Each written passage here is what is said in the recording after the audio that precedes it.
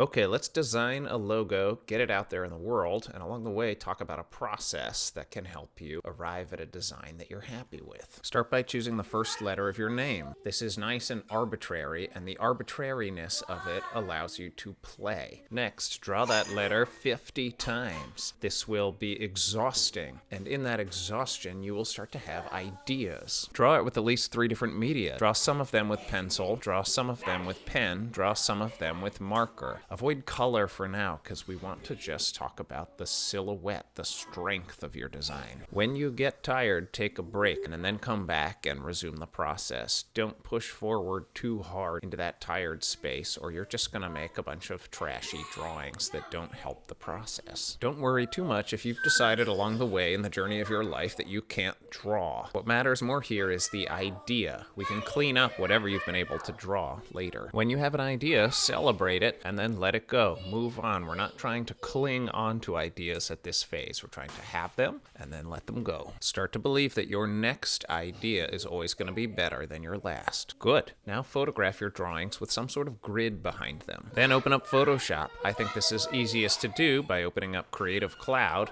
finding your way to the Photoshop app and installing it if you don't have it already, and opening it that way. Now open all of your photographs in Photoshop so that we can remove the lens distortion. Look at this picture of just the grid. Do you see how this line on the left of the grid basically runs up and down parallel to the left edge of my photograph, but this line on the right leans in significantly. This is a distorted grid, and I want to undistort it. So click and hold to choose the perspective crop tool, and then click and drag to draw a box sort of near some grid intersections. Then place the corner of that box on the grid intersections such that the lines travel along the lines regardless of how they lean. Hit enter and Photoshop will have enough information to undistort this image so that all of your grid lines are nice and parallel to the edges of your image.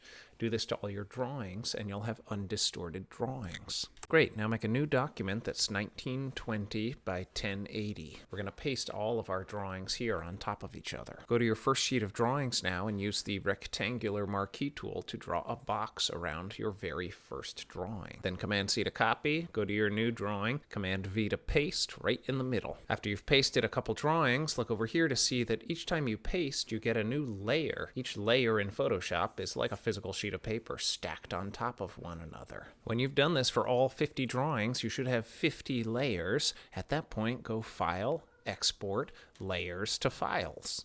Then browse to choose a destination, like your Downloads folder, and put a new folder in there. Otherwise, you're going to get a huge mess of files that are hard to contain. And since we are going to make so many files, let's give them a useful prefix. Each one is going to start with what we type here. I'm going to call mine logo sketch and then an underscore because a number is going to get tacked on after that underscore. And I'm going to save them as PSD, Photoshop documents. Click Run, and one at a time, each layer is going to get saved off as its own file in a format that's going to be really convenient for making an animated flipbook. When the process completes, go find your folder and find all 50 files inside of it. Then head on back to Creative Cloud, Apps, and this time choose Premiere Pro. Make yourself a new project, choose a location for it somewhere near your 50 images, and give it a name. And then somehow you're trying to import those 50 images into this project.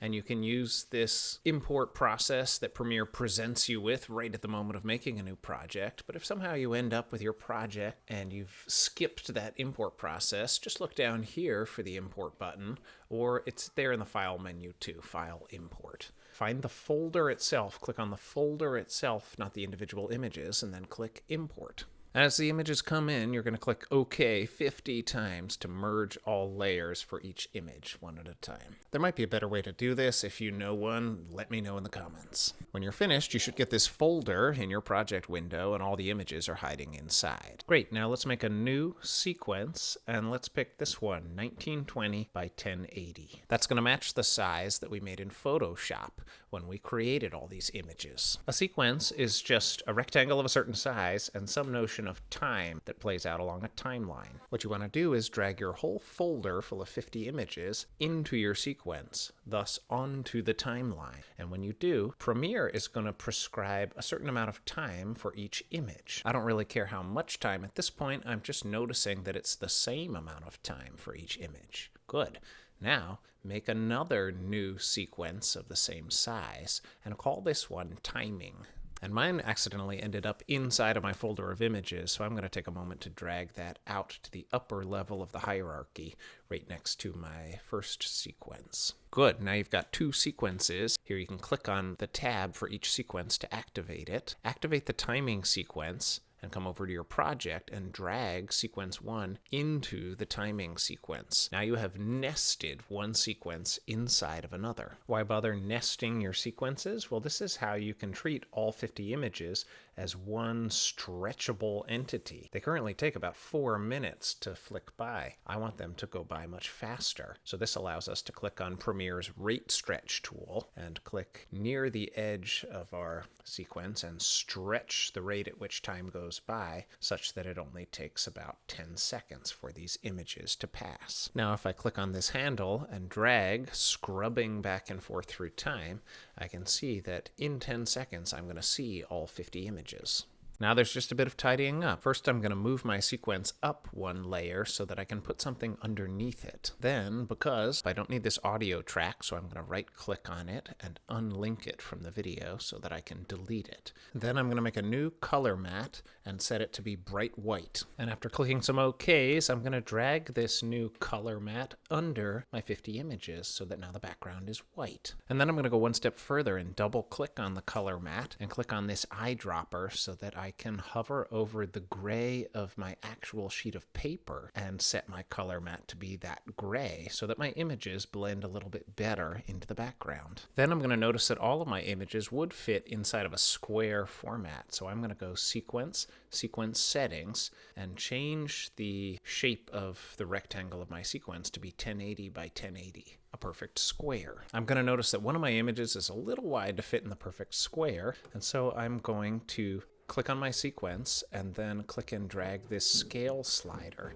to make everything a little smaller so that it fits. Then I'm going to notice that everything is playing backwards, and so I'm going to right click on my sequence and choose speed duration and then check this reverse speed box so that everything plays forward. Great, one last step. File, Export Media. Click this location line to decide where to export it to, and then give the file a name. Click Save, click Export, and there you go. A nice animated representation of your work. This is shareable to anybody. It doesn't require fancy photo editing or video editing tools, and it hopefully inspires new ideas, because now you can see your images next to each other in quick succession in time.